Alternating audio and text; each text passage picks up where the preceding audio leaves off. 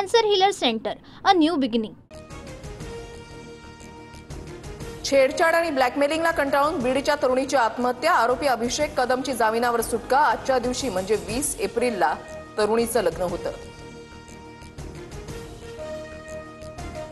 बीडमधील पीडितेच्या आईचं उपमुख्यमंत्री शिंदेंना पत्र. मुलांच्या छेडछाडीनंतर मुलीनं गळफास घेऊन जीवन संपवलं.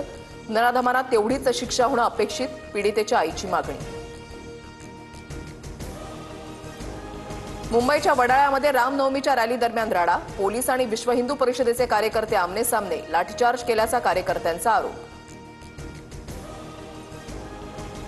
मराठी भाषा अनिवार्यच, पण हिंदी लादण्याचा प्रयत्न होतोय म्हणणं चुकीचं. आश्चर्य वाटतं की हिंदीसारख्या भारतीय भाषेला विरोध करतो, इंग्रजीचे मात्र गोडवे गातो. फडणवीसांची टीका. राज ठाकरेंची उद्धव ठाकरेंसोबत युतीची तयारी. मात्र उद्धव ठाकरेंची युतीसाठी राज ठाकरेंसमोर अट. तर युतीच्या अटीवरून मनसे आणि ठाकरेंच्या सेनेच्या नेत्यांमध्ये जुंपली. एकनाथ शिंदेंचा संताप. मात्र फडणवीसांच्या पोटामध्ये ढवळाढवळ. मनसेसोबतच्या युतीवरून राऊतांचा निशाणा. तर कोणत्याही अटी नाहीत.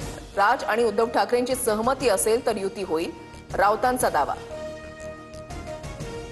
भोंगे विरोधी आंदोलनावेळी आमच्यावर 17,000 केसेस दाखल झाल्या. मग यासाठी उद्धव ठाकरे मनसैनिकांची माफी मागणार का? ठाकरेंच्या युतीबाबतच्या तयारीनंतर संदीप देशपांडेंचा सवाल. मुंबई ठाणे परिसरामध्ये ठाकरे बंधू एकत्र येण्यासाठी बॅनरबाजी. महाराष्ट्राच्या आणि मराठी माणसाच्या हितासाठी एकत्र असल्याचा बॅनरवर उल्लेख. युतीच्या चर्चेनंतर ठाकरे समर्थकांमध्ये आशादायी चित्र. राज ठाकरे अटी शर्तींनी झुकतील असं वाटत नाही. शिंदेंशी संपर्क तोडा, फडणवीसांशी बोलू नका अशा अटी घालून राजकारण होतं का? उदय सामंतांचा उद्धव ठाकरेंना सवाल. ठाकरे बंधू एकत्र येण्याच्या प्रश्नावर शरद पवारांची कोणतीही प्रतिक्रिया नाही. तर दोन कुटुंब एकत्र येत असल्यास आनंद, सुप्रिया सुळेंची प्रतिक्रिया. कार्यकर्त्यांच्या भावना असतात, मात्र त्याचा काही परिणाम होईल असं वाटत नाही. मंत्रिपदाबाबत शेवटी पक्षच निर्णय घेईल. नाशिकमधल्या मंत्रिपदाच्या बॅनरबाजीवर छगन भुजबळांची प्रतिक्रिया. माजी आमदार संग्राम थोपटेंची पक्षाला सोडचिठ्ठी. काँग्रेस सोडण्याची वेळ काँग्रेसनंच आणली. 22 तारखेला भाजपमध्ये पक्षप्रवेश करणार, थोपटेंची माहिती. मे अखेरपर्यंत मुंबईतील 76 धर्मादाय रुग्णालयांची तपासणी होणार. दीनानाथ मंगेशकर रुग्णालयामधील प्रकरणानंतर प्रशासनाची खबरदारी. मासिक उत्पन्न अहवाल. गरीब रुग्ण निधीसाठी उत्पन्नाच्या 2% वाटप, यावर लक्ष केंद्रित. अंबाजोगाईमध्ये रणजित कासलेंविरोधात आणखीन एक गुन्हा दाखल. आईच्या उपचारासाठी म्हणून व्यावसायिकाकडून 6 लाख कासलेंनी घेतले. जुगार खेळतो, गोव्यातून दारू आणतो. बिडवलकर हत्या प्रकरणामधला आरोपी सिद्धेश शिरसाटचा व्हिडिओ. वैभव नाईकांकडून ट्विट. आकाचा वरदहस्त असल्याशिवाय एवढी हिंमत कशी होऊ शकते? नाईकांचा पुन्हा निलेश राणेंवर आरोप. सोलापुरातील डॉक्टर शिरीष वळसंकर आत्महत्या प्रकरणामध्ये सुसाईड नोट समोर. रुग्णालयामधील एका महिला अधिकाऱ्यानं आत्महत्येला प्रवृत्त केल्याचा उल्लेख. आरोपी मनीषा मुसळे माने विरोधात गुन्हा दाखल. पुणे शहराच्या उपनगरांमध्ये टँकरद्वारे पाणीपुरवठा. पाणीपट्टी भरूनही टँकर माफिया जादा पैसे घेत असल्याचा नागरिकांचा आरोप. तर साताऱ्यामधल्या 45 गावं, 298 वाड्यांना टँकरनं पाणी.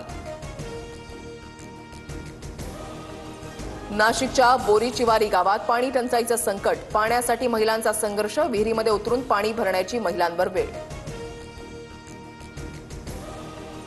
इगतपुरी अमरावतीच्या मेळघाटमध्ये भीषण पाणी टंचाई. महिलांची पाण्यासाठी पायपीट. जंगलातून 3 किलोमीटरपर्यंत कोंडभर पाण्यासाठी जीवघेणा प्रवास. जळगावच्या चौगावात पिण्याच्या पाण्यामुळे किडनीचे आजार. खराब पाणी असल्याचा गावकऱ्यांचा आरोप. किडनीच्या विकारानं 6 वर्षामध्ये 4 ते 5 जणांचा मृत्यू. कल्याण डोंबिवलीमध्ये दुर्गंधीयुक्त आणि पिवळसर रंगाचं पाणी. उल्हास नदीमध्ये जलपर्णी काढण्याच्या कामामुळे पाण्याची गुणवत्ता बदलली. पाणी उकळून गाळून वापरण्याचं पालिकेचं आवाहन. नागपुरात काल सर्वाधिक 44.7 अंश सेल्सिअस तापमानाची नोंद. शहरातील 33 ट्रॅफिक सिग्नल दुपारी 1 ते 4 दरम्यान बंद राहणार. विदर्भात पुढील 4 दिवस उष्णतेच्या लाटेचा इशारा. जम्मू काश्मीरच्या काही भागात मुसळधार पाऊस. रामबनमध्ये भूस्खलनानंतर अनेक वाहनं आणि घरं ढिगाऱ्याखाली. भूस्खलनात 3घांचा मृत्यू. अनेक नद्यांना पूर आल्यानं नागरी वस्तीमध्ये पाणी. Cancer Healer Center, a new beginning.